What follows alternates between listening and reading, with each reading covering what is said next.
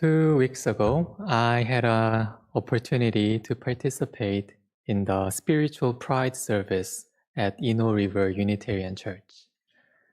This event included short talks from various faith leaders, beautiful performances by a gay men's choir, and a flower offering ceremony honoring LGBTQ ancestors. The service concluded with participants taking their flowers outside, symbolizing the extension of the ancestors' spirit into the world. I shared some reflections and led the chant, "We are one, we are whole." This experience expoundingly moved me, awakening me to biases I had unknowingly harbored, and highlighted the importance of embracing diversity with an open heart. At the entrance of our temple residence, a sign reads, "Everyone welcome." But do I truly live by that principle?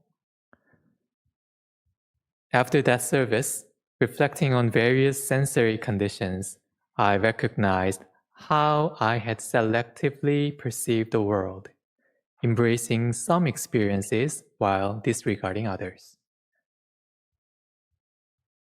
In Won Buddhism, sensory conditions, 경계, encompass all experiences through the six senses: eyes, ears, nose, tongue, body, and mind.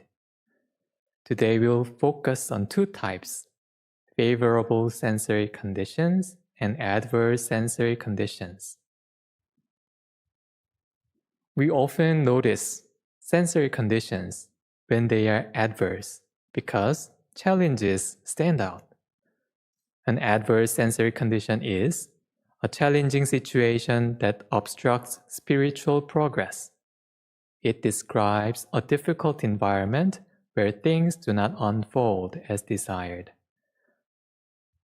So when we encounter adversity, we realize, oh, this is sensory condition. We struggle, experience discomfort, and become acutely aware of our challenges. But do we equally recognize favorable sensory conditions? A favorable sensory condition occurs when the environment smoothly aligns with one's preferences. Things proceed as intended. It is a state where everything unfolds as planned, presenting no obstacles to spiritual practice. Now let us visit a passage from founding teacher Sotaesan. While climbing a steep mountain pass behind Cheongneon Hermitage with Yi Chun-pung, the founding master said, "Climbing a steep pass naturally enhances my practice in one-pointedness of mind. Consequently, you rarely stumble on a steep trail, but are more prone to stumble on a level trail. So, too, you are more prone to make mistakes on an easy task than a difficult one. A practitioner who maintains consistent standards on either steep or level trails, or on easy or difficult tasks, will achieve single practice samadhi." End quote. I often recall this passage whenever I walk a challenging trail and think, oh my, focus comes naturally here. Initially, I interpreted this passage as a reminder to be cautious during favorable conditions. When I was young, there were little adversities and I stumbled a bit.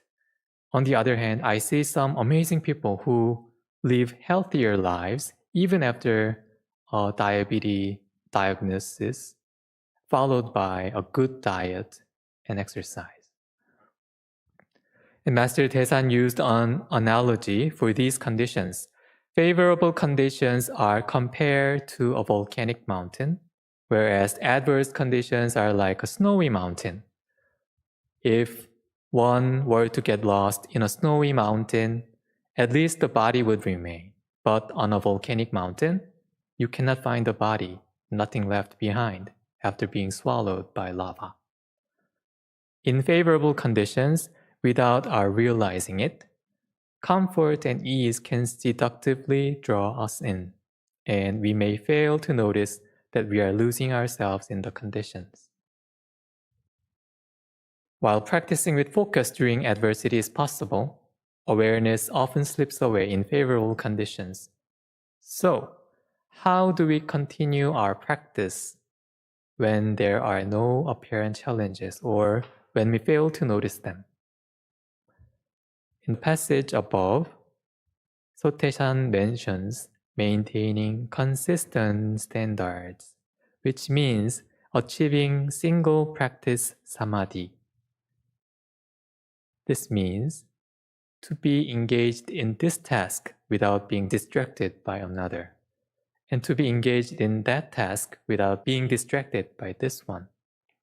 In addition, single practice samadhi is not to be even attached to the current activity, but to maintain a clear, calm, true nature. So before we act, we check, have we maintained our clarity and calmness? Do our words and actions arise from that centered state?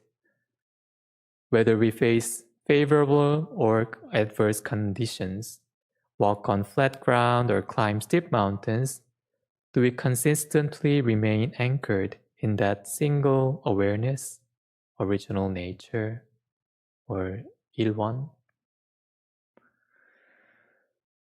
Only when we remain in this state of oneness and see the world as it truly is, do all our actions come out as ilwan, naturally aligned with justice and righteousness. At the Spiritual Pride service, I shared reflections on how both the world's and my own awareness have evolved. During my time in the military, young soldiers used derogatory language about LGBTQ when teasing each other. What seemed like harmless humor to us was, in reality, adversity for others.